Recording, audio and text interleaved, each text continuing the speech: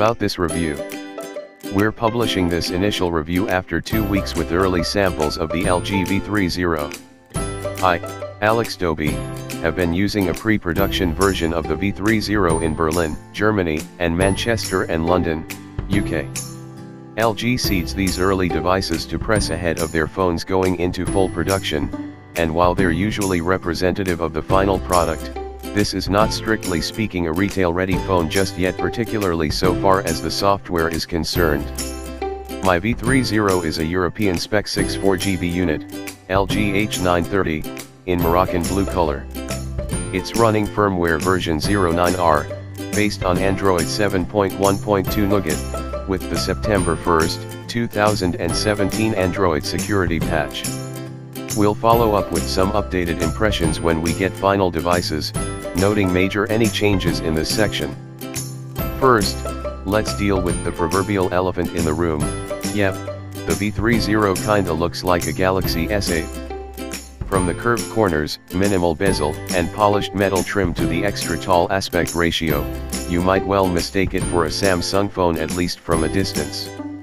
Up close, many differences do come into focus.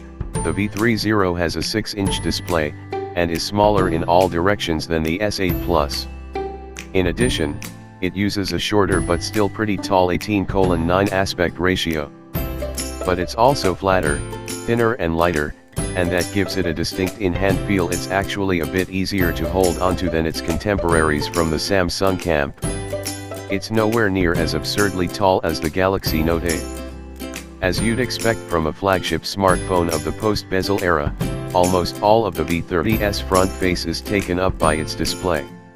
The screen is a POLED panel from LG Display, the first in an LG phone since 2015's G Flex 2. Back then, LG's OLED technology was, well, bad. Really bad. That's aside from the fact that the G Flex 2 was a hot mess in general, but I digress. Regardless, I'm happy to report that the company has made a huge amount of progress over the past 2 years, to the point where V30's screen is almost as good as Samsung's Super AMOLED. That sounds like faint praise, but I'm actually more than satisfied with what LG has brought to the table here. It's not Galaxy S8 good, but it's surprisingly close, and that's an achievement in itself. Samsung is still the king of smartphone displays, there's no doubt about that.